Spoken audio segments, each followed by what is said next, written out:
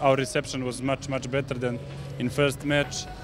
I think that we must serve better, but this is okay for now. I'm sure that our form will be better and better how matches will go. Creo que no pudimos jugar como debíamos desde un principio.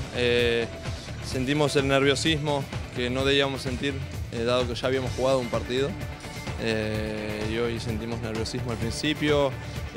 Quisimos jugar de una forma que no es la nuestra, pegando fuerte y jugando más de potencia que de cabeza, así que esa fue la diferencia importante que nos marcó para todo el partido. Sí, creo que Serbia hoy nos dio una lección de vóley.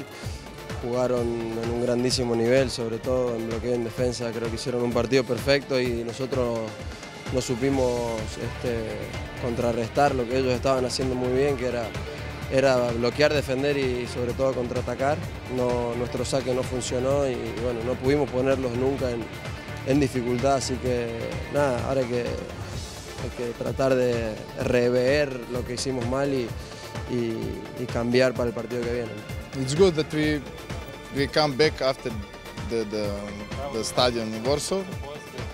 You know, now we start to play championship, the World Championship.